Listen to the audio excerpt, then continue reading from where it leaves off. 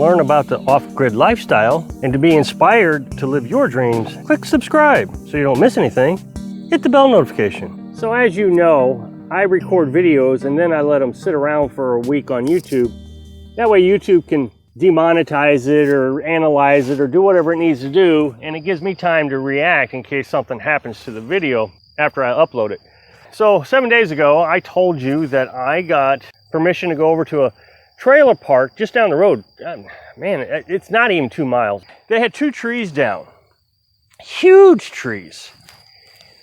And so I called the number, said, yeah, you can have the wood. The very next day after I called her, I got over there and I started cutting up the trees. I think it's going to provide me with about a cord of wood. So it took me about 7 days to complete the task of getting all the poplar tree picked up. I still got to split a lot of these logs. These over here are already stacked and ready to go, but these I got to split, and we're just going to take our time. It's pretty wet, so it's kind of hard to split.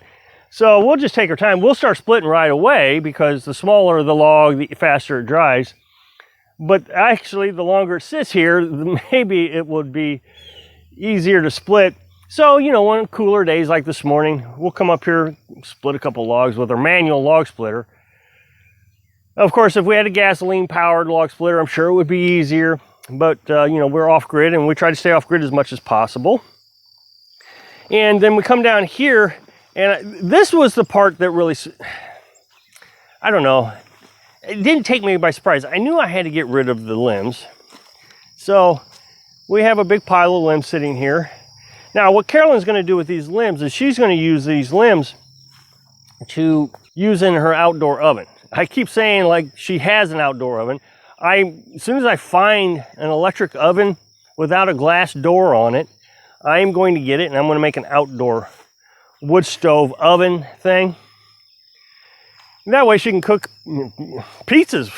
I haven't had a homemade pizza in forever. So we're going to use all of it. And just like down here, you know, we got all our regular wood. It's hard to see because the sun's in the way. But just down below it is all the limbs. We'll use those limbs for kindling to start the fires. So I'm very excited that we got this job. Now, in the video where I told you that we were going to go over and get this wood, I made it very clear that I knew that this wood is not the greatest for wood stoves. But it really depends on who you ask also. If you Google, is poplar wood good for wood heating? Google says yes. It burns hot and fast. And it even says, I think, it's good for campfires. And the reason it's good for campfires is campers, of course, you know, you only want to burn wood for a little while, and then you want the fire to die down. Well, that's perfect for this. This is exactly what it does. And then you get the other side that says, oh no, this is terrible wood. And as a matter of fact, they actually have a name for this wood, a little nickname. It's called gopher wood. That means as soon as you put wood in the wood stove, you're going for more wood. I have asked 3 different people, was it a mistake to get this wood? And all 3 of them said no. So let me explain. As soon as I posted the video last week, I got a slew of people saying, you're making a terrible mistake. That's a waste of time. You're not going to be happy with it. You need to go out and get oak and birch and walnut and all the, you know, the high BTU trees. For example, oak, which is not the highest BTU, I forget which one it is, but if you Google that, you can find out too, which is the best for firewood. And you put in BTUs, British Thermal Units. And oak is 24,000 BTUs per cord of wood. A cord of wood is 8 feet long, 4 feet wide, 4 feet high. So if you stack wood like this here, this is probably just about a half a cord. I need to get a fence post and square it up a little bit. I have a half a cord here, probably another half a cord here. And so I'll have a full cord of this. This is 12,000 BTUs. So my thinking was, if it only lasts half as long as oak, so let's say I put an oak log in the stove and it lasts for an hour. And then I put the same size log of poplar right here and it lasts for a half hour. Okay, yeah, I'm going for wood more often, but during the daylight hours, what difference does it make? You need to get out of the house anyways. It's cold outside and you don't want to go outside, so My heat exchanger's outside, so I'll go outside and at least have some exercise and activity. Go for more wood. And I don't see the problem with it. I asked 3 different people if they would use this wood. Carolyn was one of them. Now I know that's not a fair assessment. My wife, well, of course she's gonna say it's fine. But she's heated with firewood her entire life. And she would prefer to get a tree, and I agree with this, that is already down and is going to be demolished and torn up and free, than cutting down a living tree that it's got to take a while to season. This is only going to take 4 months to season, whereas oak is going to take a year or 2 to season, to dry out so you can use it. This is 4 months. This is fantastic. So you're not killing trees, good trees that are healthy and can last for years, or you're going to use a tree that's been knocked down and they're just going to make mulch out of it. So this is, in my opinion, it was worth it. The other person I asked says, it burns, doesn't it? And I agree, yeah, it burns. So what's the big deal? And the third person I asked said, the great thing about this firewood is it's really good for several things. One, to start the fire. You get up in the morning and you want something to catch on fire quick, this is the stuff for you. It goes up like paper if it's in kindling size. So, you get a piece like this. I mean, look at this. It's just falling apart. It's amazing. And so that'll start up a fire real quick. And then you just throw some oak on top of it. So it's a combination thing. Never use it at night, he said. Don't use it at night, because if you use it at night, you're going to get up every few hours to replace it. And that's fine. And another thing he said was it doesn't produce any creosote, which builds up in your chimney. So you're not going to have a chimney fire if you use it for indoor heat. The other thing he said was, if you use it in the fall and the spring, when it's not very cold out, let's say it's 40 degrees, this stuff's perfect. You just want to start a quick fire in the morning. Let's say it gets up into 60 degrees by afternoon. This is the stuff that you want to use. So I suspect what I'll do is I'll just use this during the day.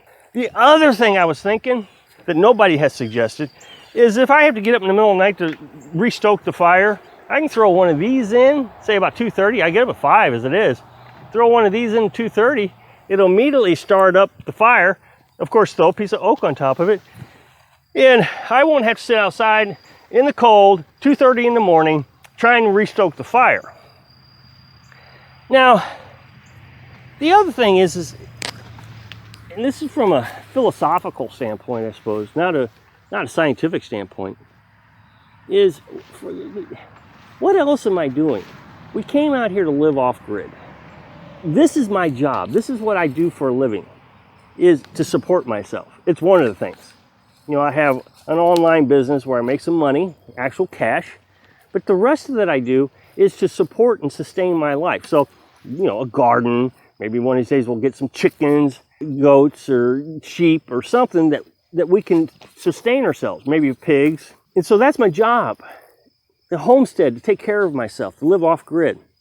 Well, this is the same thing, firewood. Since I wasn't doing any firewood cutting or doing anything to sustain my life during that week where I was cutting this, then I was just wasting time. I wasn't making money. I know it's not money. It's saving money is what it's doing. So I decided to go out and make half. Let's just say that I can sell this wood for $200 and I can sell oak for $400. Let's just use that as an example. So I went out and decided, even though that I'm unemployed right now because I'm not doing anything to sustain my life, the garden is producing, I don't have any farm animals right now, so why not go out and make half as much money like an unemployed person would do? Oh, there's a temp job over there at Sam's Manufacturing. So I went out and I took a temp job while I was unemployed. Wear and tear on the chainsaw, Rob, wear and tear on the chainsaw. You just, what's the point? You need to go out and cut up an oak. That way you're not tearing up your chainsaw as much. Well, the way I see it, my chainsaw cost $100. If I went out and bought a steel chainsaw, I call them stills. I know some people call them steel chainsaw, and it was $1,000. Well, yeah, you might want to think about not wearing your chainsaw out. I have a little 4-cylinder pickup truck. Doesn't matter if it wears out. It was pretty cheap. But if I have a big old diesel truck, yeah, I need to think about, is it really producing anything? So I can go out and buy, 10 chainsaws that cost the same amount as a Stihl chainsaw. But the thing is this worth $100? Let's say I only got one cutting and then the chainsaw died. Was this worth $100? Well, yeah, it's worth $100. I just said I probably could sell it for $200 to campsites, firewood for campsites. So I made $100 on top of the chainsaw wearing out. Of course, the chainsaw didn't wear out. I didn't replace any parts. I used about a half a gallon of gas. I used maybe a pint of chainsaw oil. So I don't see where any of this is a bad idea, that it was a waste of time. Thanks for watching.